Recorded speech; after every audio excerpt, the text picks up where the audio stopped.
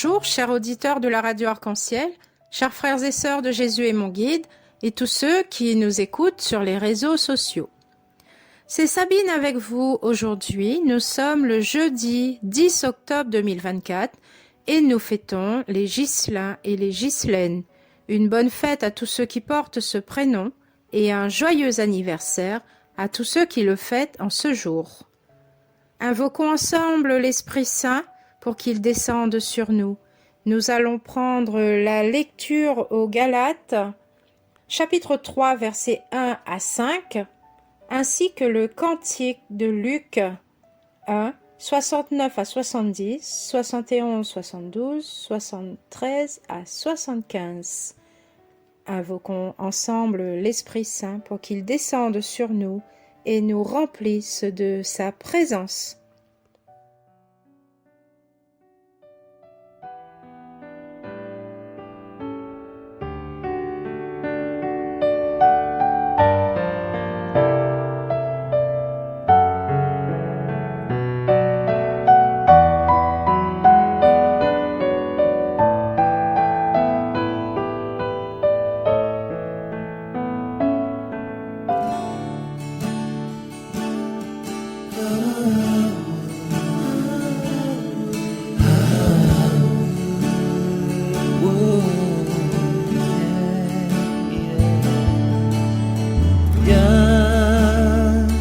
Esprit de lumière, éclaire nos chemins, sonde nos cœurs.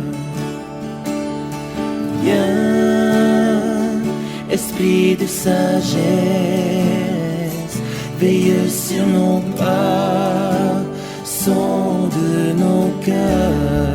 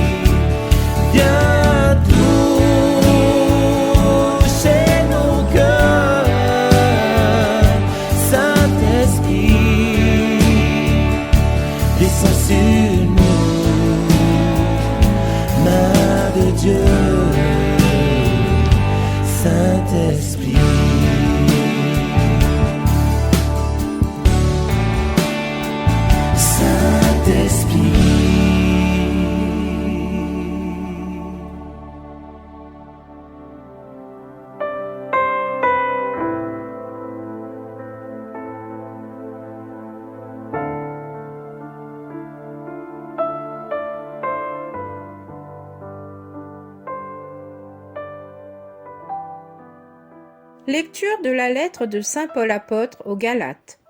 Galates, stupides, qui donc vous a ensorcelé? À vos yeux pourtant, Jésus-Christ a été présenté crucifié. Je n'ai qu'une question à vous poser. L'Esprit Saint, l'avez-vous reçu pour avoir pratiqué la loi ou pour avoir écouté le message de la foi? Comment pouvez-vous être aussi fou? Après avoir commencé par l'Esprit, allez-vous maintenant finir par la chair? Auriez-vous vécu de si grandes choses en vain? Si encore ce n'était qu'en vain. Celui qui vous fait don de l'Esprit et qui réalise des miracles parmi vous, le fait-il parce que vous pratiquez la loi ou parce que vous écoutez le message de la foi? Parole du Seigneur. Nous rendons grâce à Dieu.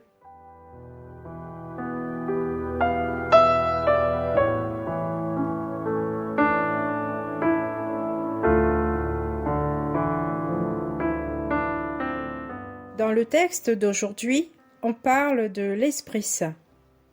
Saint Paul s'adresse aux gens de Galate qui ont vu de leurs propres yeux la crucifixion de Jésus.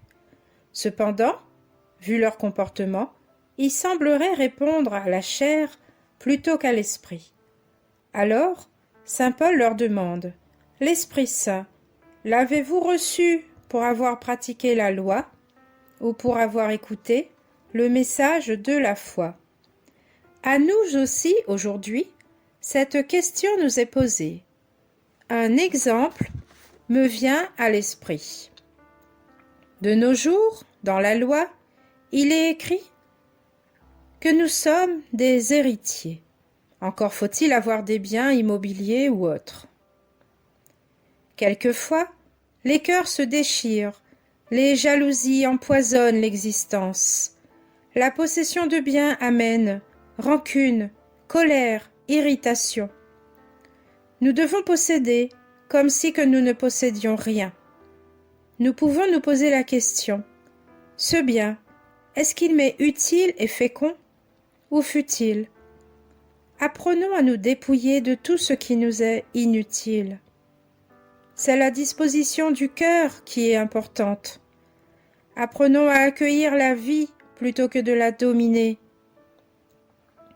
Demandons au Seigneur comment partager selon le besoin de chacun. C'est une chose essentielle pour trouver la paix et la joie. Donner pour aider, c'est accompagner l'autre sans l'assister. Que nos patrimoines ne soient pas des lieux de révolte, mais un endroit paisible, où l'amour, la paix, la joie règnent. Parlons maintenant de la foi. Il est écrit en Éphésiens, chapitre 5, versets 1 à 10. Puisque vous êtes les enfants que Dieu aime, efforcez-vous d'être comme lui, que votre façon de vivre soit inspirée par l'amour, à l'exemple du Christ qui nous a aimés et a donné sa vie pour nous, comme une offrande et un sacrifice dont l'agréable odeur plaît à Dieu. Vous appartenez au peuple de Dieu, par conséquent, il ne convient pas qu'une forme quelconque d'immoralité, d'impureté ou d'envie soit même mentionnée parmi vous. Il n'est pas convenable non plus que vous prononciez des paroles grossières, stupides ou sales. Adressez plutôt des prières de reconnaissance à Dieu. Sachez-le bien, aucun être immoral, impur ou avare n'aura jamais part au royaume du Christ et de Dieu. Que personne ne vous égare par des raisonnements trompeurs. Ce sont de telles fautes qui attirent la colère de Dieu sur ceux qui s'opposent à lui. N'ayez donc rien de commun avec ces gens-là. Vous étiez autrefois dans l'obscurité, mais maintenant, par votre union avec le Seigneur, vous êtes dans la lumière. Par conséquent, conduisez-vous comme des êtres qui dépendent de la lumière, car la lumière produit toutes sortes de bonté, de droiture et de vérité. Efforcez-vous de discerner ce qui plaît au Seigneur. Prions ensemble. Saint-Esprit, tu es notre seul guide. Tu es le doigt du Père qui nous montre le chemin. Donne-nous de toujours marcher par la foi, même quand tout autour de nous semble s'écrouler. Que notre foi ne défaille pas. Augmente en nous la foi, la charité et l'espérance. Apprends-nous à vivre dans l'amour fraternel. Apprends-nous à pardonner et à demander pardon quand on blesse notre frère. Ta sainte croix est pour nous source de bénédiction. Donne-nous de contempler tes mains, tes pieds, ton cœur transpercé, que nous recevions dans nos vases d'argile cet océan d'amour et de miséricorde. Le vrai bonheur qui passe par la croix, pour que nos cœurs s'abandonnent avec foi. Ô croix d'amour, croix de Jésus-Christ, protège-nous, dissipe notre nuit, protège-nous, illumine notre vie. Amen.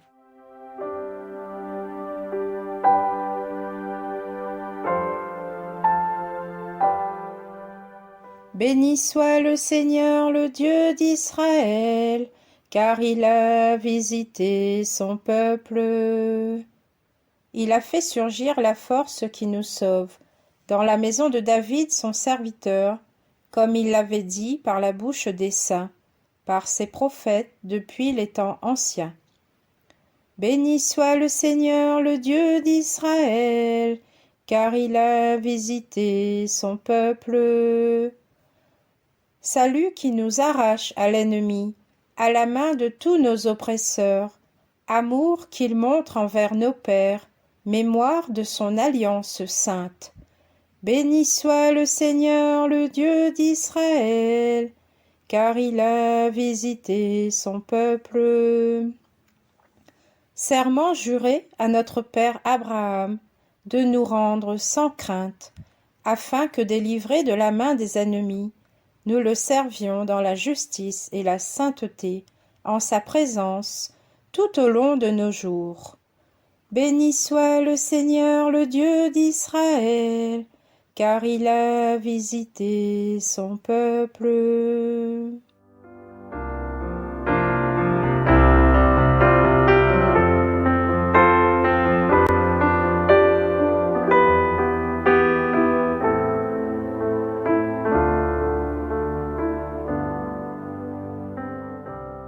Voilà, chers frères et sœurs, notre séquence se termine. Je vous remercie d'avoir prié avec moi et je vous souhaite à tous une très bonne journée sous le regard de Dieu, par la grâce de l'Esprit Saint. Bonne journée, à bientôt, au revoir.